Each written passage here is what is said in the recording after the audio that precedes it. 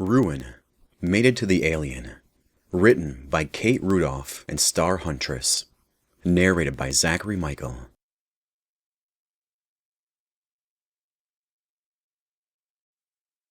Chapter 7. As if he realized that he'd given Liz a lot to think about, Rue left her alone in the holo room after giving her quick instructions on how to change the settings on the holo player. All she had to do was turn the dial, and she could be just about anywhere in the universe. She stayed on the beach. She wasn't sure how the tech worked, but it really felt like she was sitting on a cotton-lined chair on an utterly alien beach. She'd never seen naturally occurring red sand before. One day with Rue, and he was opening up her horizons in ways she hadn't thought possible. Back home on Earth, there weren't many opportunities for an orphan gutter rat from the wastes. She'd been tough and as lucky as they came, but she'd had to fight for every single scrap she'd ever made. There hadn't been time or space to imagine red beaches or sexy aliens that kissed like the devil. Already, the plan she'd formed to get off Polai was falling apart. She'd expected that she'd need to barter things that she'd rather not sell. Instead, he simply offered to take her away with nothing to gain. Could a person truly be so genuine, so kind? For the last month or more, she'd been subjected to inexplicable cruelty at the hands of strangers, but her entire life had seemed to lead to it on an indifferent path. Her last two lovers, the only two who'd ever bothered to stay around for longer than a few weeks, had both cheated on her. Garth, who'd seemed like exactly the kind of guy who could save a girl from sorrow, had even tried to steal a job out from under her. No one she knew back home, not even her closest friend, would offer to save her without payment. Garth and Brody would probably both demand sex and forgiveness. Her boss, Kim, would want her to do jobs as payment, the bad kind of jobs that she normally refused to take. And Liz would have paid those prices, no question. She already hated her exes, so a little casual, whatever, couldn't make that worse. As for Kim, at least she was fair about it. She'd never demand payment beyond what she was owed. Liz had been certain she'd need to play Rue to get away. Whatever the mate thing he was talking about sounded like a whole bunch of nonsense to get into her pants, and if that had been his price, she would have paid it as well. She would have hated him for it, and herself as well. But she was a survivor, not a saint. Would it really be so bad to give him a shot like he asked? She'd agreed without truly considering it. In the grand scheme of things, a few weeks was nothing. And things would be good between them. There was no question about sexual compatibility. She'd felt just about all of him during their kiss, and all those parts would fit. When he grew tired of her after he learned exactly what she was and how she lived, it might actually hurt. She didn't question her certainty that things would end. Rue was a kind, generous man. Sure, he hunted bounties, but he despised slavers and rescued damsels. This had to be Stockholm Syndrome. Liz never realized that it could strike so quickly. But no, this wasn't anything quite so simple. She liked Rue, not just in the sex way. Back home, she needed to learn to judge people quickly from a young age. Dangerous or safe, scammer or mark, abuser or not. The crowds she ran with and worked for would never tolerate an honest man, nor a good one, but in those very, very rare instances when they showed up, she could sense that bright strain of something pure within. And it shone bright in Rue. She didn't get it, and yet she was so thankful that she wanted to repay him, even though he hadn't asked for anything. Well, nothing besides a chance. When he asked for that, he looked at her like he truly saw her, and it left Liz feeling strangely exposed and vulnerable. Not physically, but like her soul sat open for anyone to stomp on. She didn't want him to see that. She didn't know what he could discern with those fiery red eyes turned on her. But he still wanted her. She wasn't even sure what that meant. It wasn't sex, that was clear. A relationship? Marriage? Mating? He'd used that word, but she had no idea what he meant by it. Wolves mated for life and all that crap, but humans didn't. And yet, the more she thought about it, the more acceptable it sounded. Sitting beside Ruwen, talking logistics, had felt so damn right that she was terrified of it. He just fit. like he was a strange and vital piece of her life that she hadn't known had been missing. But she didn't know him, and she was kind of, his prisoner at the moment. Though she wasn't sure that he would stop her if she really wanted to leave. He might force her off Polai, if she was crazy enough to try to stay, but she doubted he'd lock her up beyond that. It was scary to consider giving him a real chance to win her? Was that the right term? Maybe date her, but it was the good kind of scary, like skydiving. Not the bad kind of scary, like jumping out of a burning plane with no parachute. She knew both from experience. Liz didn't need to make her final decision now, but she decided to be open to it, to him, whatever that meant. And if all she got was a very fun story, then at least she'd have that. She stood up from her beach chair and did a little stretch. She'd been sitting for so long lost in thought that her muscles had begun to stiffen up. The dial on the wall was barely visible beyond the hollow projection, but Liz reached for it and turned blindly. It flashed through several scenes, from waterfalls running in reverse to planets made entirely of diamond. But Liz remembered the stricken look that had flashed across Ru's face right before the beach. She turned the dial back until she returned to the dense forest that he hadn't wanted to show her. Ru had said she could check out any of the scenes. She was almost certain that this one would show her more about Ruwen the Detyen than any other option at her fingertips. The forest around her was giant, dense with broad-trunked trees as far as her eyes could see. Unlike the beach, this forest could have been on Earth, but somehow she knew she was looking at a planet she'd never seen before. The wide green leaves rustled as a gust of wind blew through, and even ruffled Liz's hair, and she breathed in the scent of green and old wood. Two Detyens walked in front of her. One had greenish-yellow skin, similar to Ru's, but the other was red with markings and dark lines and squares all around his neck. Both wore dark clothing and carried heavy packs on their backs. The yellow one said something, but even with her translator, Liz couldn't understand it. She didn't know if it was because of the hollow projection or something else. The red Detyen scoffed and replied dismissively to whatever his companion had said. The first Detyen didn't like it. His voice got low and intense, eyes narrowed as he enunciated every word, each as much a mystery to Liz as the last. Their argument was cut short by a yellow Detyen woman running up behind them. She started yelling and waving her arms around, trying to get their attention. At first, neither of the Detyens seemed to pay her any mind, but as she got closer, they both turned to her, curious. The woman quickly overtook them, running for her life from an unseen foe. She briefly glanced over her shoulder and urged the other Detyens on, but she didn't wait for them to catch up. Liz felt the heat warm against her face before she saw it. It crept up on her, and then with a surprising swiftness, she was engulfed, the forest a hell of red and orange flame that ate everything in its path. It sucked up all the air, burning her lungs, the taste acrid. Even through the thick, dark smoke, Liz could still see the woman. She ran after her, afraid that the flames would somehow come to life and take her with them through the hollow player. The woman dived into a waiting ship at the edge of the woods.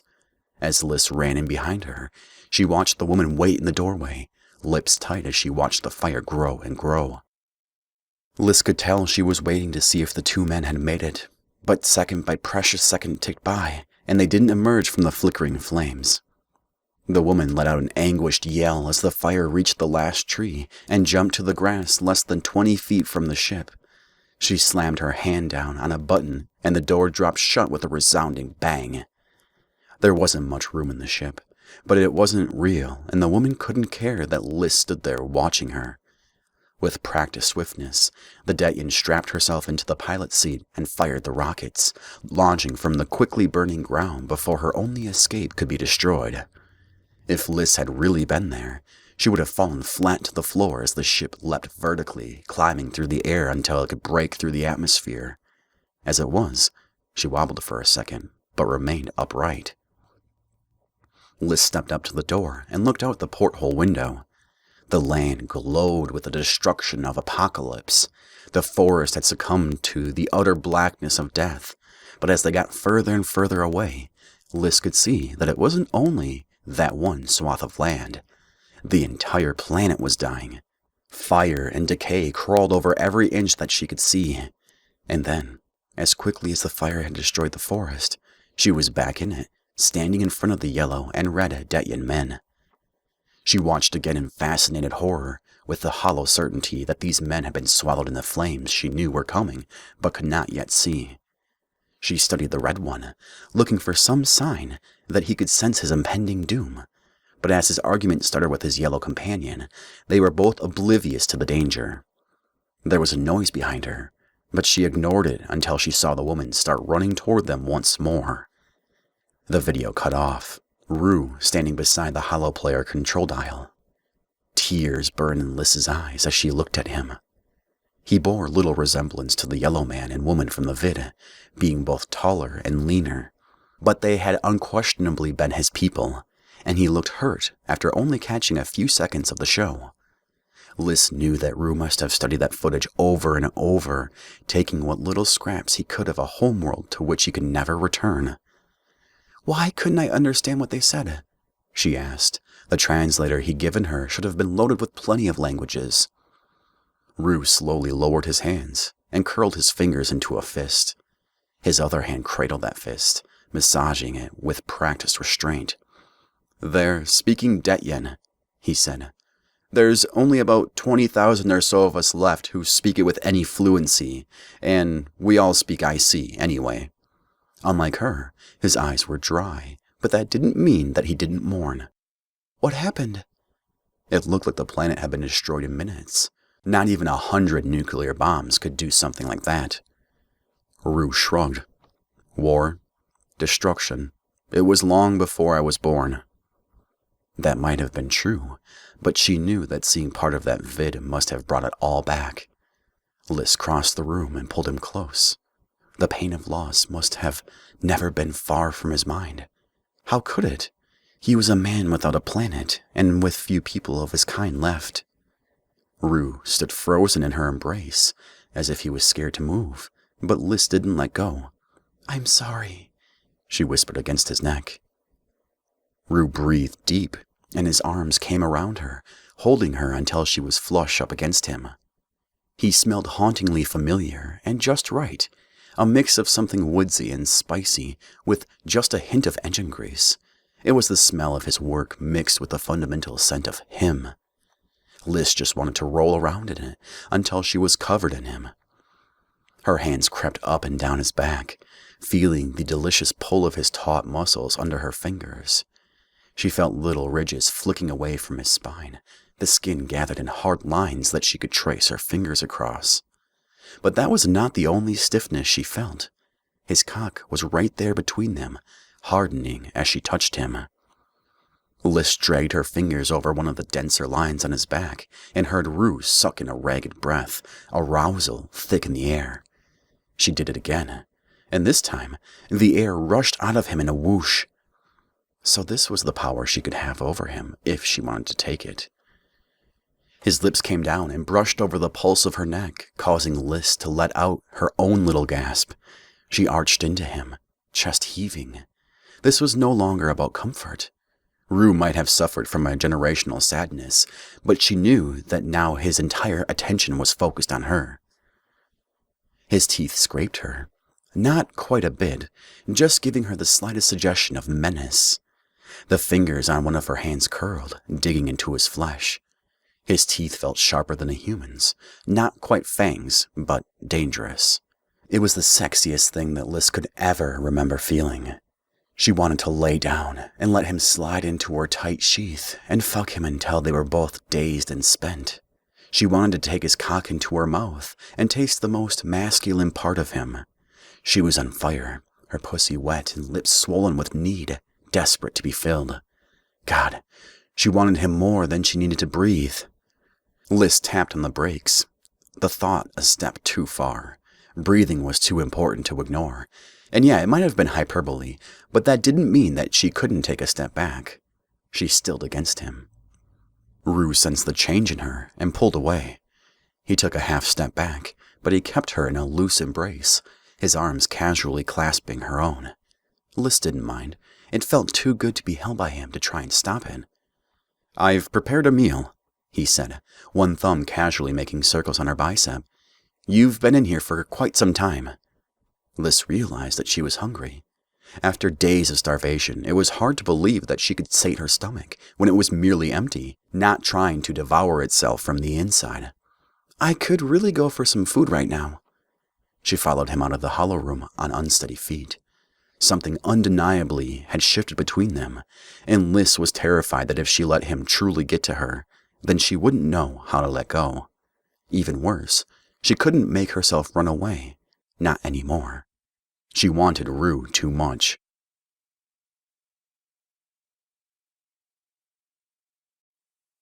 Chapter 8. As Rue worked on finalizing his plans to complete his mission, he couldn't help but smile. All hope wasn't lost. He almost whistled, but he knew that his Detyen might find that strange. After their brief interlude in the hollow room the night before, Rue had been concerned that Liz would pull back. She'd seemed uncertain, lost. Though he supposed that anyone would feel out of sorts after watching the vid of the destruction of Detyen. If she'd had to watch any vid, he was glad it was that one. The other dozen or so that had survived the carnage were blood-soaked and even more nightmare-inducing. But she was neither running nor retreating today. In fact, she sat only a few feet from him, her entire form engrossed in a game he'd found that could run on one of the entertainment tablets he'd picked up in a pile of cheap toys in a trading station. Every so often, he caught her looking up at him out of the corner of his eye, but he always waited until she turned away to look back at her. His eyes were so thirsty to drink her in that it almost pained him to concentrate on the schematic in front of him. He heard her stand up and put the tablet aside. "What is this?" she asked as she moved toward him, waving her hand over the green paper in front of him. Rue looked up and smiled. "It's supposed to be the interior design for the base we both infiltrated 2 nights ago. I need to go back and retrieve the data I was supposed to acquire then." Liz furrowed her brows and studied the plan in front of her. Rue turned it sideways so that she could get a better look. "There's something off about this," she said, running a finger over a white line indicating an inner wall. "It didn't look the same." They hadn't discussed what happened after their initial talk, but there was no awkwardness when Liz described the facility, and she leaned so close that he could feel the heat coming off her skin. Rue leaned in. She was gesturing to the room opposite the computer station that he needed to break into. He hadn't gotten a chance to get that deep into the facility. "How so?" he asked. Liz shrugged. "I think there was a door here, really solid looking. The schematic says it's a wall, no entrances." She dragged her chair over to sit close to him and pulled the plans back in front of them. Rue breathed deep. She smelled of his soap and something light and airy, but he didn't let her seductive scent distract him. If there was a door in that wall, he could cut his time in the building in half. Was the lock electronic? Physical? Liz sucked in a breath and slowly released it while she thought. It took more strength than Rue knew he had to resist reaching in, turning his head and kissing her. "I think it had both," she said after a long moment. He could deal with that. With the power disengaged, circumventing a magnetic lock was child's play, and any contractor worth his paycheck was capable of picking a standard door lock. He reached out and laid his hand over hers where it rested on the map. With only inches between them, he wasn't strong enough to resist touching her. "Thank you," he said. "I should be able to return to you even sooner now." "Return?" She looked at him. "You're leaving me behind?" Ice edged her words, and Rue knew to tread carefully. "If I don't finish this job, I don't get paid," he explained. "And even more importantly, if the people who hired me find out that I abandoned the job, I'll never work again, for various reasons." He doubted the job broker would kill him, but the outcome was never certain. Rue had only ever failed to complete one mission before, and that hadn't been his fault.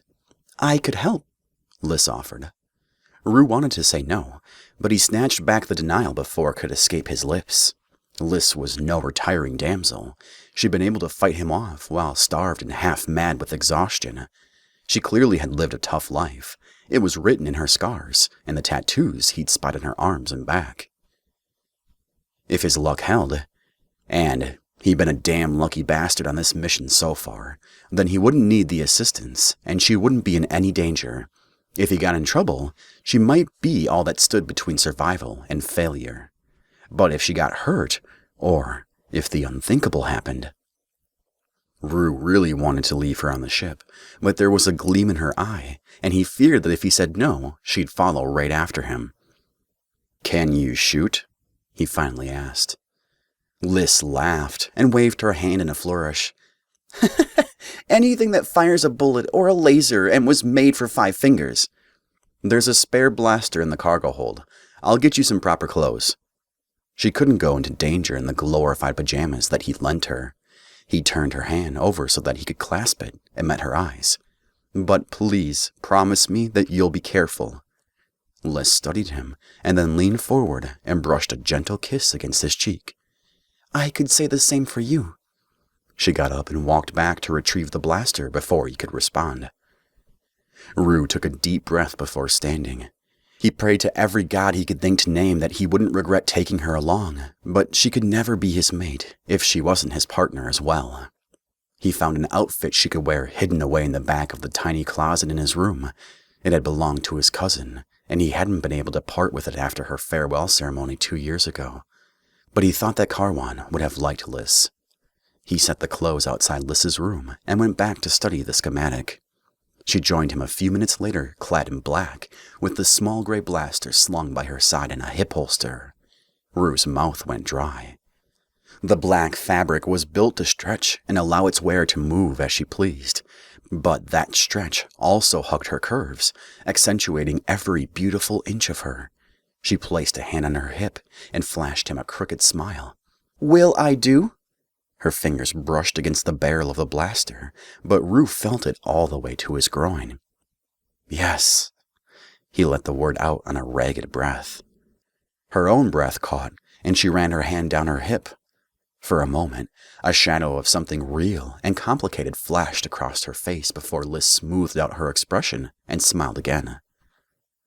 Rue wanted to howl in frustration. Then he wanted to push her back against the wall and show her all the pleasures that he'd learned just to satisfy her. He'd wipe all thoughts of lying or hiding her emotions from her mind until she was his and wanted everyone to know it. He quashed those thoughts for a moment.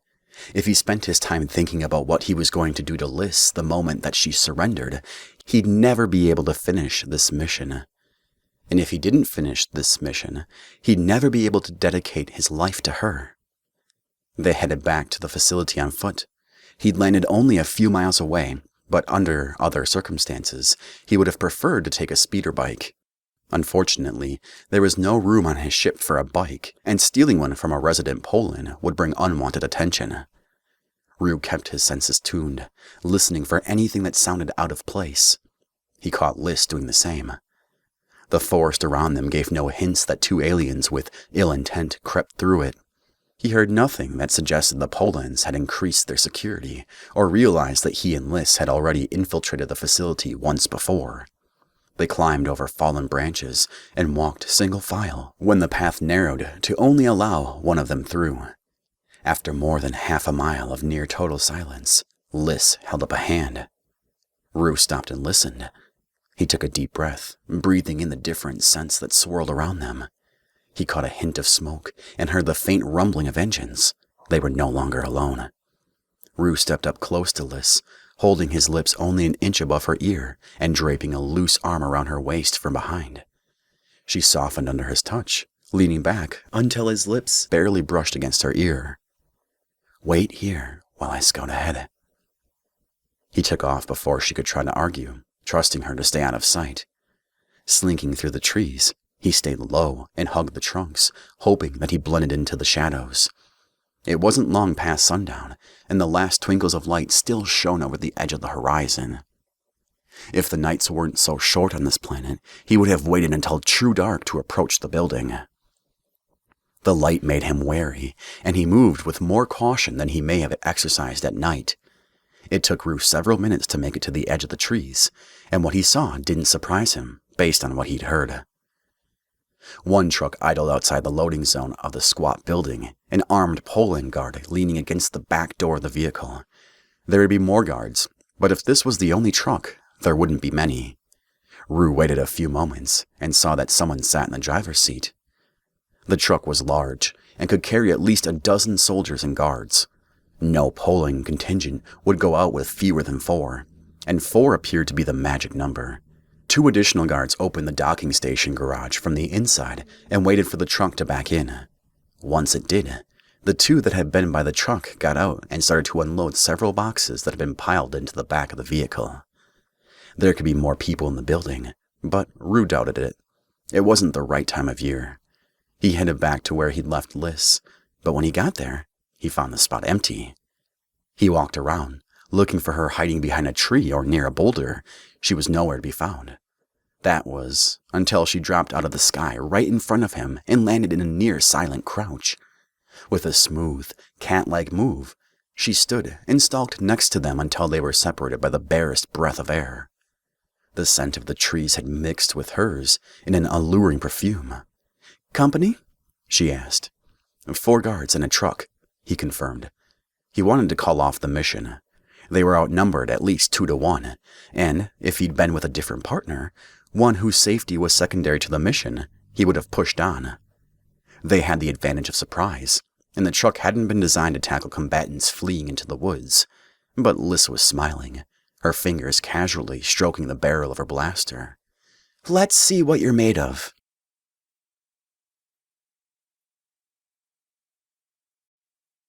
Chapter 9. This is what she lived for. Adrenaline coursed through her veins, and all of her senses were on high alert. She wasn't cracking heads or chasing bail jumpers, but this was just as good, maybe even better. The forests of Polai smelled so much better than the back alleys and the wastes. With the guards, their plans changed. Rue needed to get in that building and retrieve something. That made her his backup. That made it her job to make sure that he got in and got whatever he needed. They took it slow through the last half-mile of the forest. By the time they made it to the building, only one of the guards was standing by the truck. Rue took his blaster out of its holster and pointed it away from where he stood, telling her silently to circle around. She moved carefully, making sure to stay out of sight. A minute later, a blaster shot whispered through the air as Rue took out the single guard. He didn't kill him, though after she'd learned of the planet's practice of slavery, she couldn't say that she would have cared if he did. Gravel covered the ground outside the loading bay, and it crunched under Liz's feet. It sounded as loud as a gunshot to Liz's sensitive ears. By the time she made it to Rue, he'd just finished dragging the unconscious Poland to a shadowy spot on the side of the building. She followed him up to the door and waited, blaster drawn and eyes peeled, while Rue cracked the lock. It felt like it took forever, and Liz felt completely exposed, even though it was almost completely dark and there were no lights around the building. After a few more tense seconds, the lock gave and they were in. If Rue hadn't told her about the guards, she wouldn't have realized they were there.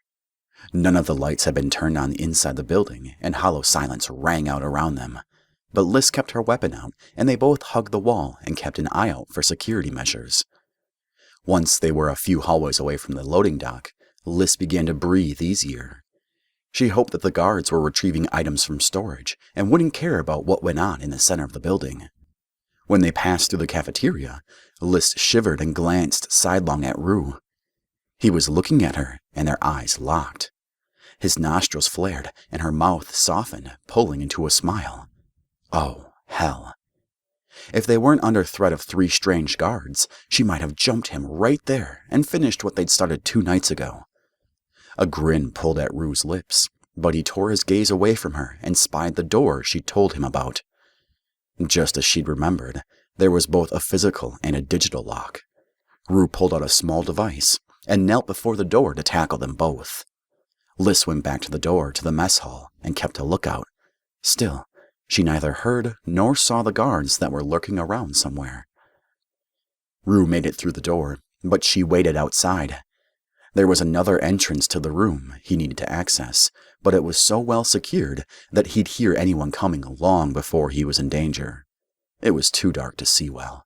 She wondered if Rue or the Polans had any sort of enhanced night vision, and hoped not. At least, she hoped the Polans didn't.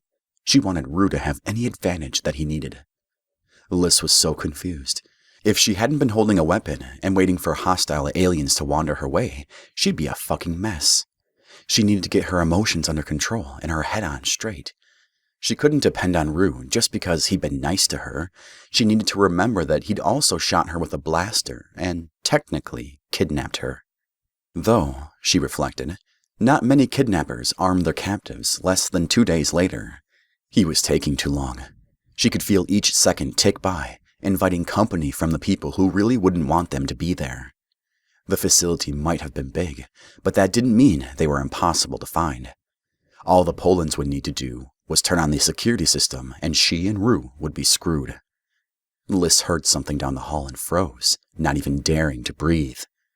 She strained her ears, trying to figure out if something had merely fallen over, or if it were one of the 3 remaining guards. 1 second ticked by, and then another, and she heard nothing. A full minute passed before she was willing to believe that no one was coming down the hall in their direction.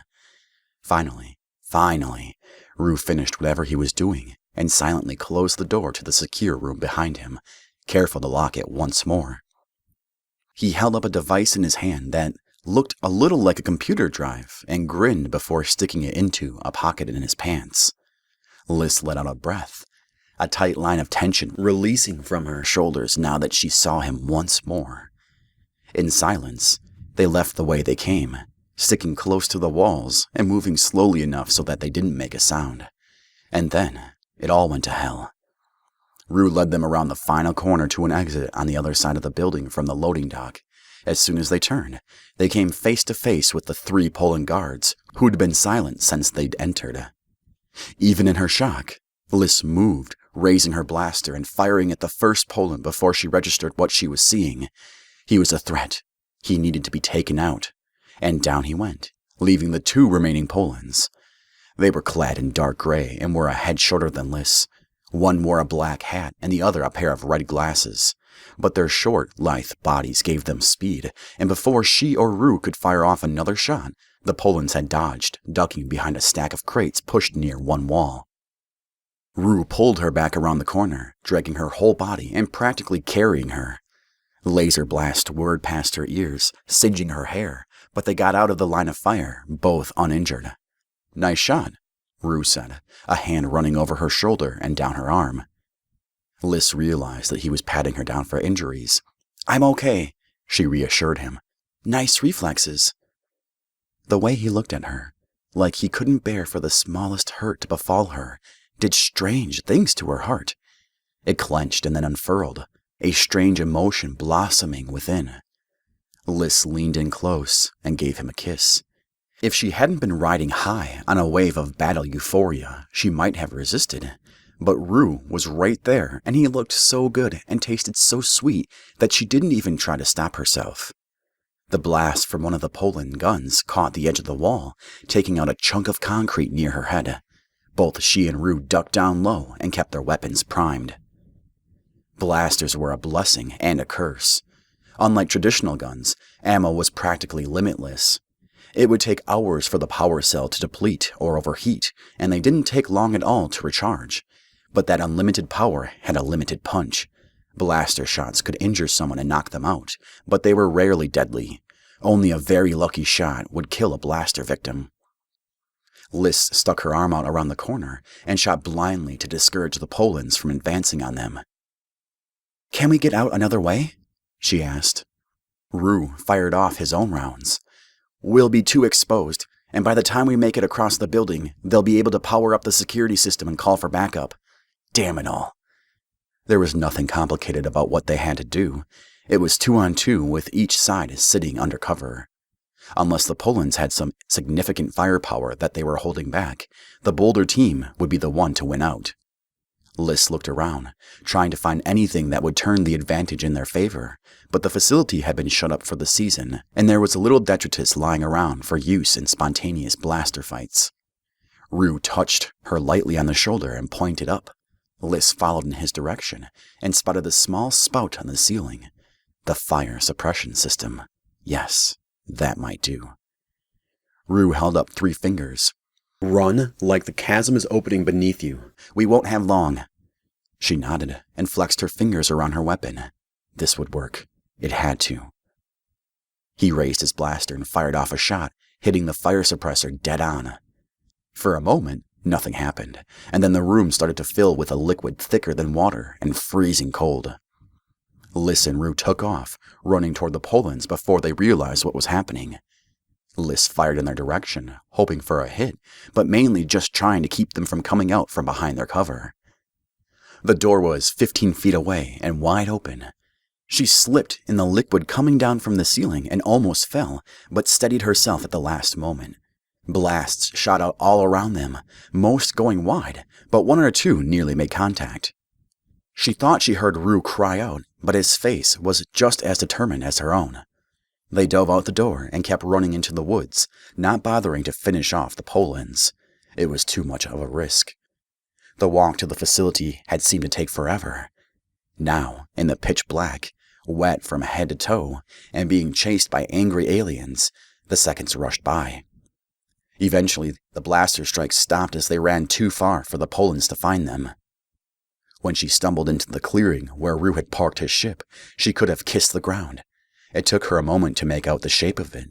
The passive cloaking technology made it almost impossible to see to the naked eye.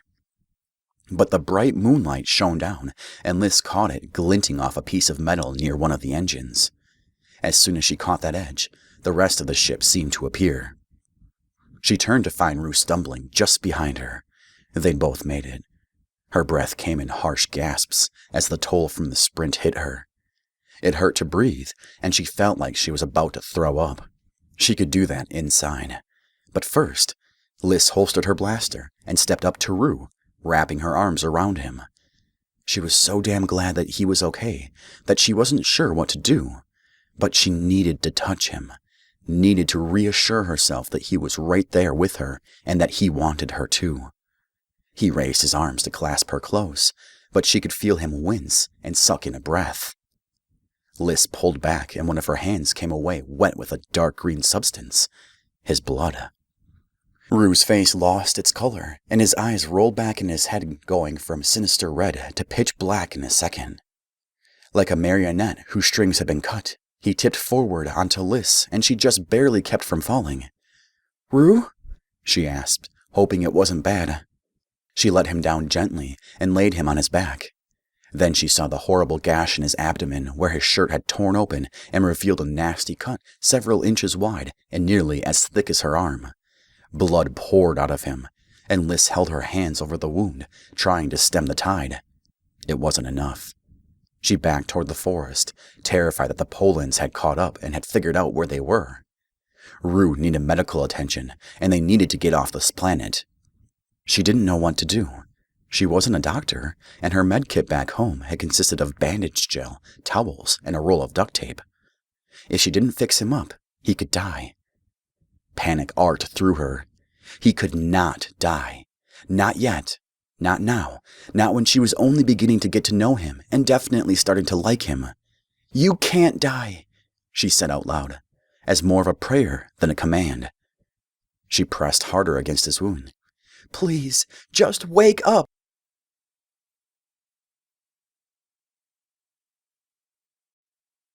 Chapter 10. There was blood and pain, but there was also the sweetest touch that he could ever remember. Rue rose to consciousness slowly, first feeling the nervous fingers rubbing up and down his arm and gripping his fingers every few moments. Then the less pleasant sensation of bruised and tattered muscle made itself known. He could feel the injury pull in his abdomen, whatever healing salve Liss had found doing its work, but burning him up as it functioned. He'd never been able to afford the good, fast-acting regen creams. He cracked open his eyes and found himself laying down in his bed, his shirt cut open down the middle, and his pants pushed down to almost expose him completely in the dim light of his quarters. Liss sat next to him, her face drawn and pale. When she saw that he was awake, she tried to drop her hands, but he held on, needing the contact. "You got shot," she said. "Yeah, it hurt." He couldn't remember the exact moment, but in one instant, he turned to see if the Polans still pursued them and had been caught in his side by a blaster shot.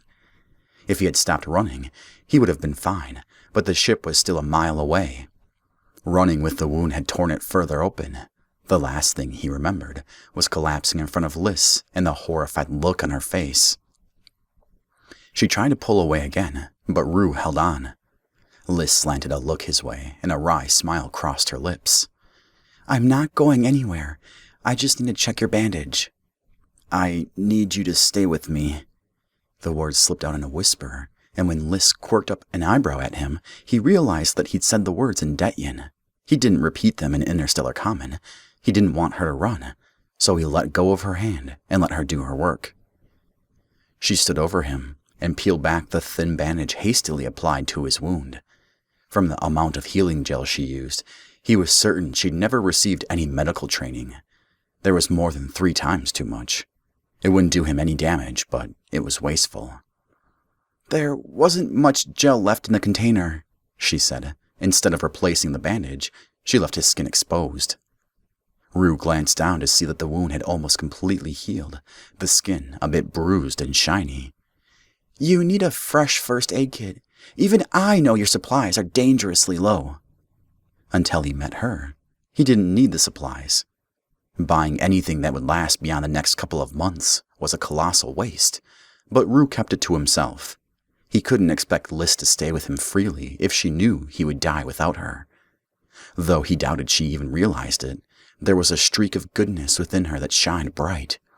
She'd take him whether she wanted him or not to save his life. He didn't want that. He wouldn't bind this wonderful woman to him because of an annoying evolutionary threat. Maybe he was dooming himself, but Rue could still feel the warm imprint of her hands against him, taste the memory of her kiss. Doomed? He wasn't so sure. Liz looked like she'd been through hell, like his injury had put her through it. If he could spare her even one moment of pain, he would do it in a heartbeat, but a selfish, animalistic part of him reveled in her tenderness. She was beginning to care for him. Rue grabbed a small towel from the pile she placed in the bed beside him and rubbed off the excess healing gel. He moved over, creating enough room on his cot for Liz. It would be a tight fit, but they could snuggle close. "Lie with me?" he asked, patting the pillow beside him. His skin ached to feel her against him. His flesh was fine, but his soul needy. An unsure look flickered across Liz's eyes, as if she was remembering that she barely knew him. She didn't have the reassurance or knowledge of the Denya bond, and if she felt the connection between them as sharply as he did, she had no vocabulary to understand it. So, Rue added a gentle, "Please?" Liz's resistance melted, and she slid in beside him. There wasn't enough room for both of them to sit comfortably or even lie flat on their backs. Rue turned to his side, and Liz snuggled in next to him, her curvaceous form pressing gently against his chest. Rue's arm came down across her, holding her close. She laced her fingers through his, the soft pads gently against the sheaths of his claws. She had to know that they were there, but she seemed completely at ease, her breath rising and falling evenly. This was contentment. Nothing could be more perfect. "You're really heavy, you know," she muttered in the dim light of the room. He could feel the tension eking out of her shoulders as she eased in against him. "What?" He laughed and wondered if he was leaning too hard against her, but there was no room for him to move back, his own shoulders brushing against the wall of the ship. She traced her thumb in circles on the pad of his hand. "You passed out outside. I had to drag you in. I thought—" She turned over so that she was facing him, letting go of his hand to let it hang loosely over her hip. "I was scared." She let the last word slip like it was a dirty secret. "I won't let anything happen to you," he vowed. "You'll get off this planet." He hadn't been afraid for himself when the blaster struck. No, it was all for her. Liz could not get stuck here if something happened to him. He wouldn't doom her to a life on the run. Liz flicked her gaze up to meet his. Her eyes were so brown and soft, with that strange bright whiteness around the iris. She raised her hand to cradle his cheek, and Rue leaned into her curled fingers. "I was worried about you," she said. I'm not that easy to get rid of. But still, concern laced her expression. While he cherished the thought that she wanted him safe, the idea that his minor injury had caused her a moment of pain was too harsh a blow. 2 little green men are nothing, he said. Last year, I outran an Oskavian warship through 2 sectors. Despite her worry, he could see that she was impressed. She moved a little, letting her legs tangle with his. Yeah? And why were they chasing you? That's classified. It wasn't, but explaining that he'd stolen DNA samples from the royal family was not something that he could just let out. But Liz wouldn't let it lie. Is it now? Her hand slid down his chin, tracing a path down his side and over his hip. And if I use my skills to get it out of you? Arousal surged as her fingers brushed against his sensitive flesh, and his cock began to harden. He could see it in her eyes when she felt his length pushing against her, but now he saw lust rather than fear. What kind of torture do you suggest? If her fingers went any lower, he'd spill every secret he knew. Liz's lips slid into a wicked curve. All men ever think about is torture. How do you hit it? How do you break it? You never just think to ask. She breathed out the last word and slid her fingers under the unbuckled band of his pants. When she took him in hand, Rue hissed. But this wasn't pain. It was heaven. He expected her to slide her lovely long fingers over the length of him, but instead, she teased him mercilessly, using only her fingertips to arouse his sensitive flesh. Please, Rue gasped, unsure of what exactly he was begging for. He just knew he wanted. No, needed it. Do you like this? She asked, all innocence, as her index finger circled around and around, playing him like a yearloo. Yes, he said, arching into her grasp. But Liz just laughed and pulled her hand away with a negligent swipe. She used her other hand to push at his shoulder until he fell down to lay completely flat on the bed. She took the opportunity to climb on top of him and raise herself just over his cock. Her fingers were gone, now playing with the subtle hair in his chest, but the friction of her sex against him was enough to make him growl. She leaned down over him and put her lips right next to his ear, licking the outer rim until Rue's eyes nearly crossed. She couldn't know how sensitive, how erotic that one movement was to a Detyen. And what would you give me to keep going? She punctuated that last question by biting down gently on his earlobe. Anything, he promised, no longer certain if he was speaking IC or Detyen. He gripped her hips to keep her in place and ground his pelvis against hers. I'll conquer galaxies in your name. Just say the word. The husky sound that came from her throat might have been a laugh, but it was so twisted with her arousal that he couldn't be certain. That sounds great, she said, regaining some composure as she lifted herself further onto her knees, taking away the delicious friction. Even if I couldn't understand a word. So he had been speaking Detyen. It was harder to focus when his entire being was enthralled with her, but this time, Rue concentrated on speaking the right words. I'll do anything. Just come back here. He tugged on her gently. Not enough to force, but to make his point. Something glinted in Liz's brown eyes. So, you'll tell me why they were chasing you? What? Who was chasing him? Whoever they were could wait. The Oskavians? Oh, that. Was that all she wanted? I stole 3 royal DNA samples for a rival family. Don't know why they wanted them. Which family? She pressed, her fingers dipping down under his waistband once more, but not quite finding his cock. Rue remembered what she was doing now and laughed, the full-throated sound coming from deep within his lungs. He sat up in one motion, leaving Liz clinging to his chest, lest she fall backward and bang her head against the low ceiling near the foot of his bed. Oh, I am lucky that you aren't evil, Denya. How do you know?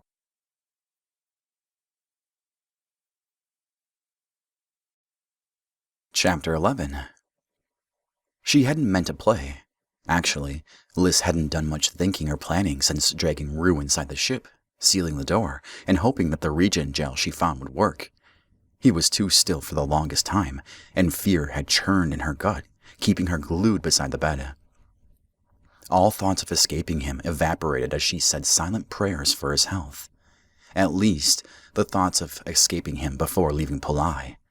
The desperate, feral survivor in the darkest part of her still knew that she had to take her chances once they were no longer tethered to this hellhole. She couldn't surrender to the bond between them, not if she wanted to keep herself intact. Seducing him had most certainly not been in the cards, but now that she was kneeling on top of him, slick and ready with the feel of his hard cock nearly imprinted on her fingers, it seemed like an excellent idea. Cradled against Rue's body, she was on fire with lust and protected in a way that she'd never felt before.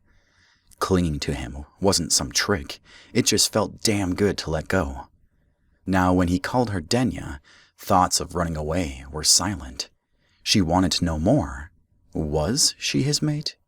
Could she be, even though she was human and he wasn't? Rue pushed a strand of her hair back behind her ear and answered the question she meant as a joke. But it had come out too vulnerable, too serious to play it off with a laugh. An evil person would have left me out there to bleed and stolen my ship. I don't know how to fly your ship, she pointed out, not quite sure why she was trying to have this debate. Lys knew she wasn't evil, right? Rue captured her lips quickly. Evil is all hard edges and sharp points, he said. His fingers took hold of her hips and slid down until he cradled her ass in his hands. You're much too soft. You know, some humans would take that as an insult. But she saw the heat in his eyes, the red only making the fire brighter. She loved that he loved her curves. There was no room for self-consciousness in his arms. Why? He asked, his puzzlement delighting her. Earth women can be sensitive to our shapes, and some women aren't considered desirable because... She really didn't want to get into this discussion. Rue's scoff was enough to stop her from trying to. You are the most desirable woman that I've ever known. So you've met a lot of humans? She needed to learn to take a compliment, but her own cheeks were heating up, and she couldn't quite look at him. It was almost wrong for him to say all these nice things that couldn't be true. No, Rue said, waiting until she met his gaze before he continued. You're the most desirable person of any species that I've ever met. I'm already in your bed. There's no need for sweet talk. She really didn't mean to push him away, but what else could she do? He was the hottest guy she'd ever been flush up against, and if he kept saying things like that, he was going to crack her heart wide open. She could see that he didn't like the joke. His eyes were so serious and a little concerned. Perhaps his people never used humor to deflect. If that were the case, they were truly doomed. She didn't know how to do anything else. He nodded as if coming to some momentous decision. Yes, I think this calls for drastic measures. Before she could ask him what he meant, he had her flat on her back and was kneeling at her feet like a conquering hero. He reached for the zipper that held her bodysuit up and slowly undid it inch by inch, revealing the layer of thin protective clothing she wore underneath. In the vids, the heroines were always completely naked under their suits. In real life, Lys had to worry about undergarments and weapon blasts. She'd take as many protective layers as possible. But Rue didn't have a problem with that. He stopped unzipping when he reached the bottom of her undershirt, where his fingers crept underneath, brushing lightly against her until she started to break out in goosebumps. She stared at him, hypnotized, as he moved over her like he needed to see every inch of her before he could let her up. And Lys wasn't about to stop him. He hitched up the thin material until he exposed the underside of her breasts. When the suit was fully fastened, she had more than enough support, but when it was unzipped like this, she was completely open to him. His thumbs brushed the sensitive skin, and Lys shivered. An alarm blared, red lights flashing, causing Rue to jerk back. Did you set the passive shielding? He demanded, rolling off of her and smoothing his pants down. All seductive intensity was gone. He grabbed a shirt from a drawer beside the bed and pulled it on. I don't think so. Liz pulled down her own top and zipped her bodysuit back up. Unless it was that big red button by the door, I didn't do anything. The curse he hissed out needed no translation, even though it was Detyen. That's the perimeter alarm. We've been discovered. There wasn't any more time for discussion. Rue ran for the cockpit, and Liz followed close behind, unsure of what else to do. You said you needed to recharge the cloaking system for one more day. Can we make it off-planet without it? Rue strapped himself into the pilot seat. Sit there, he told her, pointing slightly back and to the left of the pilot seat where the weapon master would normally sit. We're at 87% charged. It should be enough. Should. That was the kind of wishy-washy word that got people killed, but Liz kept that to herself. Rue flipped down a visor in front of his face, and Liz found something similar attached to her seat. She mirrored his motion, looking out through the visor while she clasped the seat buckle in front of her. The weapon master was responsible for defense of a small vessel like this, and that made it Liz's job to fire the blasters and laser cannons at the enemy. Don't take a shot unless we lose our cloaking, Rue instructed. Got it. There were dozens of buttons arrayed in the panel in front of her, and the armrest of her chair ended with a joystick she could use to aim and fire. She turned one of the dials on her weapons panel to its highest setting. She'd seen a Central Fleet ship in a museum once, and that was what the sign said that control was for. She hoped that was the standard, because Rue didn't have time to teach her any of this. The visor in front of her eyes didn't give Liz an exact view of the Polans coming for them. What she saw instead was a grid with dots of varying sizes heading toward the center of her grid. Only one of them looked big enough to do them any damage. The rest, she guessed, were ground-locked vehicles which couldn't pursue them once they lifted off. The anti-grav engine engaged with a lurch, throwing her forward and jolting her back in her seat. She expected a lot of noise, but it was near silent, and she was afraid that if she breathed too loud, it would tip off the Polans. Logically, that wasn't going to happen, but she didn't care about logic at the moment. They lifted off, and there was no way for her to tell that the cloaking shields worked, except for the fact that none of the Polans started shooting. Liz kept her fingers hovering over her weapon controls, ready to fire the moment she needed to. Her heartbeat nearly deafened her, and a fine sheen of sweat popped up on the back of her neck. Her hands barely shook, but that was only due to years of experience in dangerous situations. This one felt so much worse. She didn't like not having control. The cloaking holds, Rue said as he pulled up on the throttle. Charge is 84%. Liz reached up and felt around the edges of her visor. She found a button and pressed, changing the view to get a look outside the ship. They just climbed above the trees, their engines ruffling the clouds. She cast her gaze around, trying to find the Polans who were after them. I see a ship in the air, she said. Definitely within firing range. Hold your fire, Rue commanded, all business. I see it too. His hands moved over his controls, but Liz couldn't tell what he was doing. She turned her attention back to her visor. They climbed inch by grueling inch. Every minute or so, Rue gave her an update on the cloaking charge. They'd climbed high. Liz could see for miles around them, and they'd left the scary-looking ships behind. Charge is down to 26%, said Rue. It's not going to hold. What? Liz jerked up, grasping the firing controls and switching her visor view back to weapons mode. I need to engage the turbo engines to break through the atmosphere. It normally eats up 31% of a cloaking charge. He sounded incredibly calm considering the situation. That means that once we break atmo, we're going to be visible to the satellite defense system. Shoot down anything that approaches us. We're not going to have any friends until we're through the nearest gate and out of this sector. How far is the gate? She asked, trying to match his calm. Gates were like magical doors between different sectors. Flying through one cut light years off a ship's flying time and made interstellar and intergalactic travel possible for regular ships without FTL drives.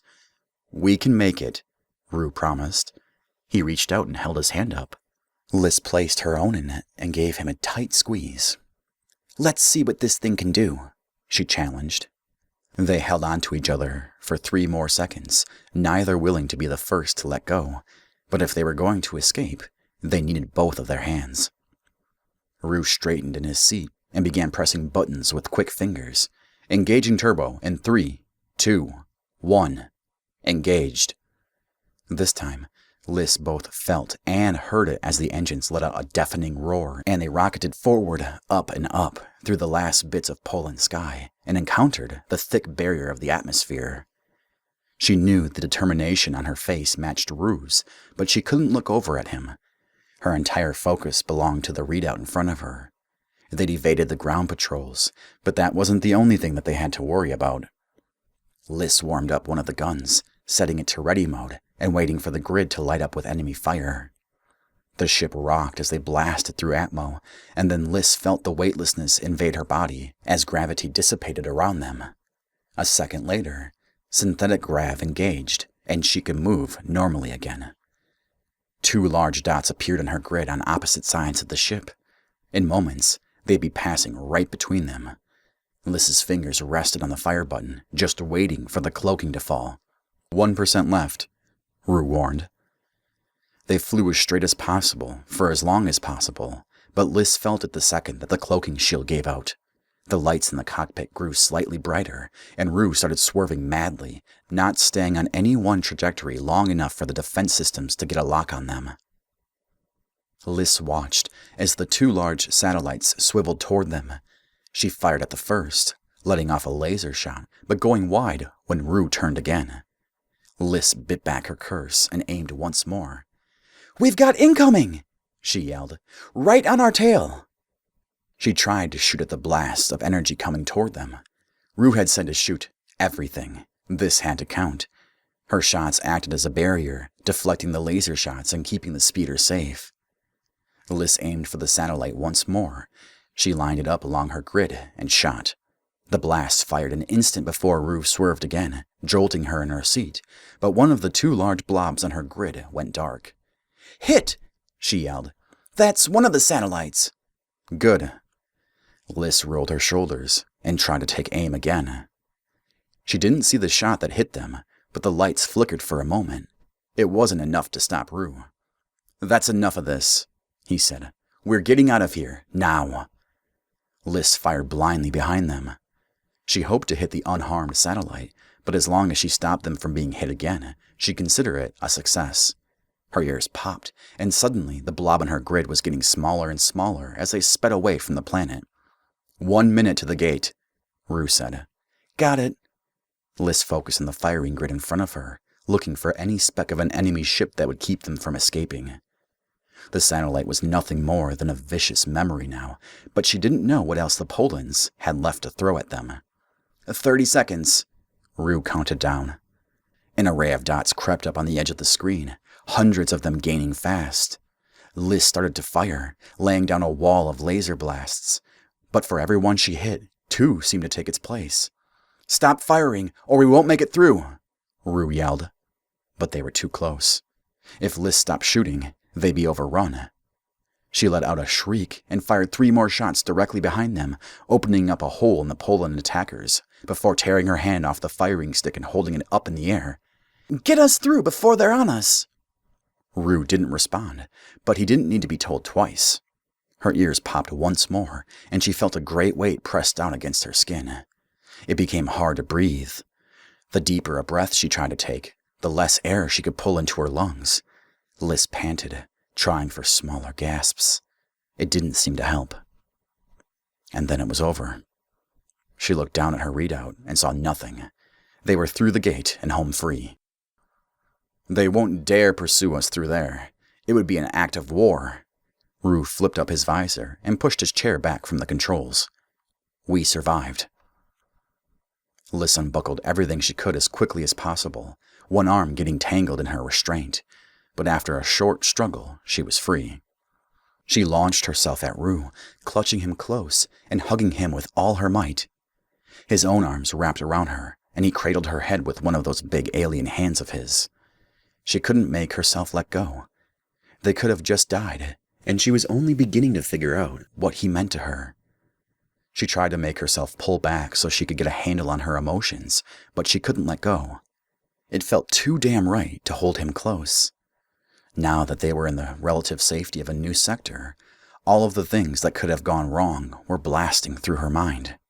No, She wasn't letting go. Not until she was sure she could survive without him.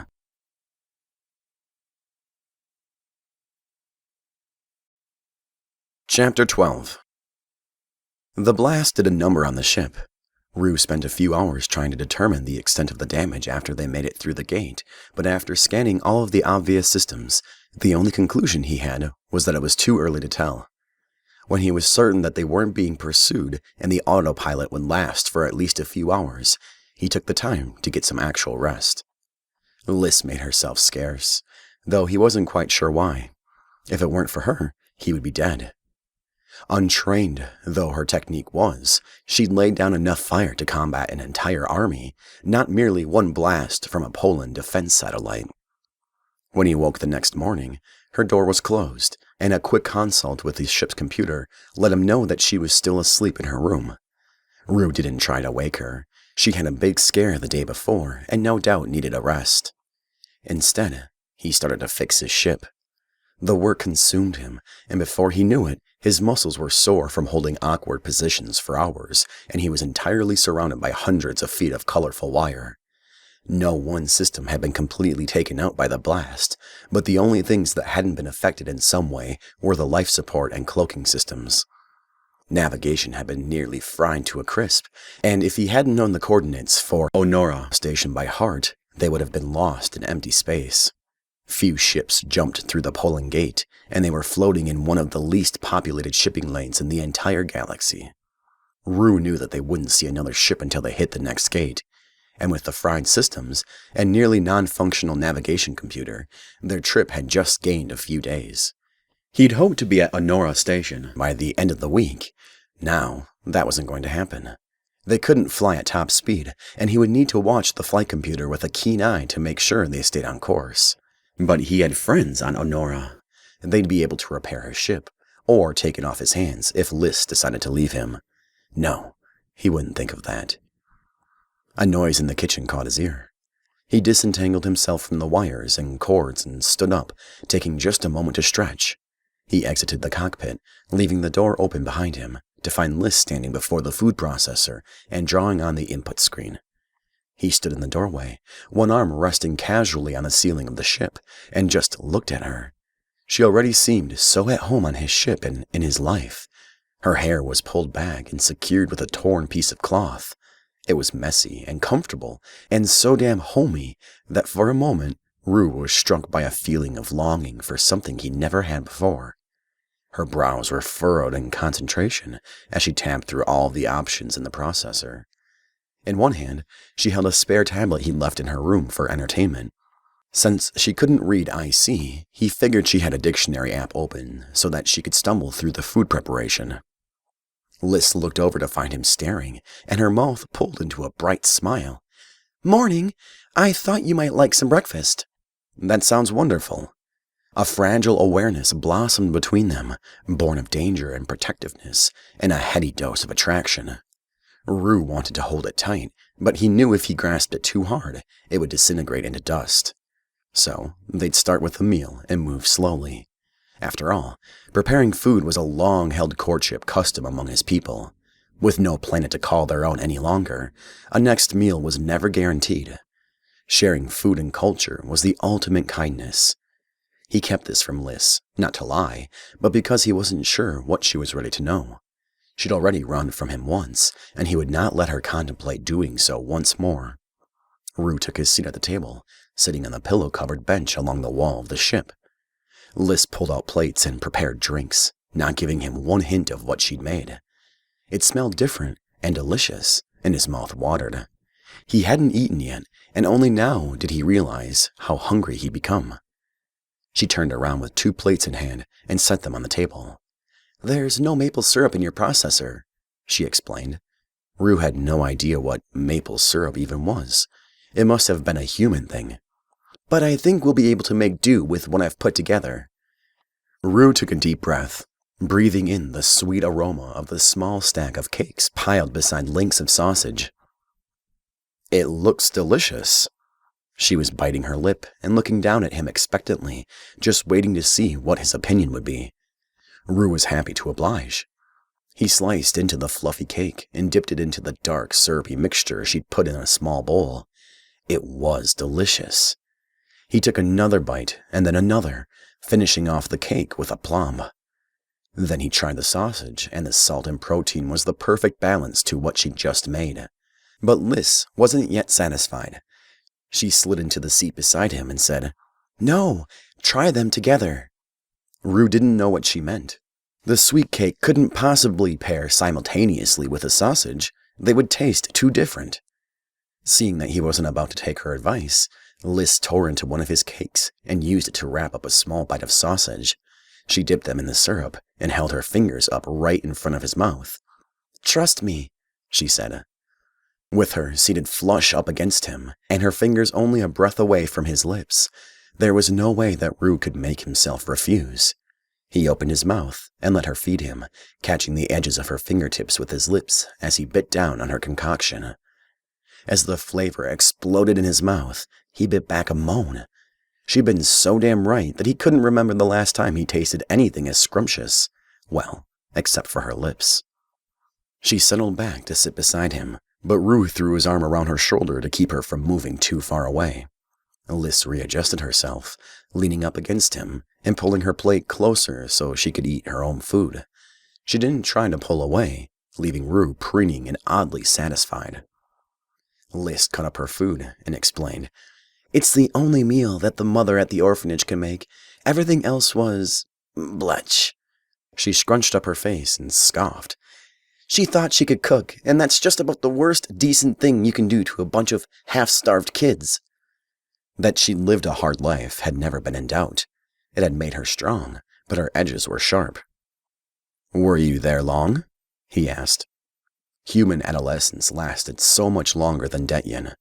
He'd been apprenticed to his first intergalactic mission before he turned 10 and completely trained by 13. Liz took a bite and shrugged. "A few years. I wandered in off the street when I was 7 and was put into job training when I turned 12. She smiled, a glint in her eye. "It didn't take." With the hand draped over her shoulder, he played with a strand of hair, wrapping it around his finger and letting it fall loose. It was so soft that it was hard to stop touching it. "Always the troublemaker?" "I was an angel," Liz laughed as she protested. "What about you?" Rue shook his head, a mock look of confusion on his face. "I don't know what you're asking. I, too, was perfect." "Really?" There was a hint of vulnerability in her gaze, like she would believe him if he said he spoke the truth. When she used that tone and that look, he was powerless to lie. "I may have, only once, caused a ship to become stranded half a light year from civilization." And in doing so, he learned more about interstellar engineering than 10 years of classes could teach him. "No shit. What happened?" Liz casually picked at her food while she spoke, but she stayed cuddled up close to him as if it were the most natural thing in the universe. Rue sat on the knife's edge of worry and bliss. She was opening up for him, but it could all disappear. He let none of the concern out when he spoke. "It was in the second year of my apprenticeship. I'd been begging my boss to allow me to make small, common repairs that I had watched him take care of dozens of times. At every turn, he said no." Rue still remembered the harsh expression Yav leveled at him every time he asked the question. "So, one shift, I was left to watch for any issues. If one arose, I had been instructed to fetch one of the journeymen or masters if anything went wrong. And in the middle of the night, one of the sensors started to blink." Liz's eyes widened as she said, "Oh, no," in a tone of voice that said she knew exactly what would happen next. Her fingers curled casually into the fabric of his top. Rue placed his own hand on top of hers. It looked like one anti-grav engine was on the verge of overheating. That's about the simplest thing to fix on any ship. Recycle the core, flush the coolant, refill it, and you're done. It takes 5 minutes, under normal circumstances. "What happened?" she asked. He could still feel the heat of the engine room on his cheeks, smell the tang of oil in the air. The engine was actually failing. Same sensor, but a quick diagnostic would have revealed the problem. Only I wasn't authorized to run diagnostics by myself. At the time, it had seemed completely unfair, though now, Rue understood the method. So I did what I thought would fix it, and the engine blew. She gasped. Was anyone hurt? He shook his head. Luckily, no, but I was demoted and given extra chores for 3 months along with a dock and pay to cover 10% of the cost. How expensive was it? He was close enough to read every minute expression on her face. He would talk all day, if only to catalog her every tick. We were assigned to a military-grade freighter out of the Nyland conglomerate. At the time, the conglomerate had been on the verge of war and in need of every ship it could get. Training was hard, fast, and incredibly strict. I could not take a payment for more than a year. She winced in sympathy, and he was reminded that she'd lived the life of contract muscle as well. She understood the need for payment. That must have sucked. At least my meals and board were provided at no cost. And he had gotten what he'd paid for. The processors had been stocked with flavorless meal packs and protein drinks, and he'd bunked with 3 other apprentices for 5 years, well into his journeymanship. The sound of a bell ringing caught his attention. The hourly alarm he'd sent to remind him to check the navigation course rang. He didn't want them to stray too far off course if the system failed. He looked down at his plate and was shocked to see that he'd eaten all but a few crumbs. He'd been so caught up in talking with Liz that he hadn't realized that he'd been slowly eating. Still, he said and meant, this was truly the best meal I can remember having on this ship. He packed decent, nutritious meals, but rarely bothered to enjoy anything that took more than a few seconds to make. Her cheeks turned an adorable pink. Thanks. I need to check the navigation system and do some rewiring. He left everything in a pile when he saw her in the kitchen. He dreaded going back to tangle with those problems alone, but it was necessary. The system will need to be checked once an hour for the next few days to make sure we are on course for the next gate. Her eyes widened. Were we that damaged? Rue shrugged, now used to the extent of the damage. He wasn't happy that his ship had taken fire, but he knew the truth. It could have been much worse were it not for you. Liz looked down, her face fallen. I let us get hit. Rue hooked a finger under her chin and lifted her face up so that she saw him. He needed her to know exactly how much he valued her, not just as his Denya, but as the woman who had saved his life. You took out a satellite and only let a single blast through. I'd hardly fault you for one shot. She gave him a half smile. Not bad for a first-timer, I guess. Rue kissed her forehead. He would have done more, but the alarm still rang, and he wanted her too much to be satisfied with one chaste kiss. Not bad at all, he said. They cleared the table and placed everything in the recycler. Before Liz could walk away or Rue could stop himself, he asked, Would you join me?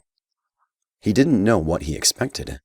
She looked at him with an odd expression, her brows drawn down and lips turned in what could almost be called a smile. She was silent for a few seconds before nodding once, slowly, and saying, I think I'd like that.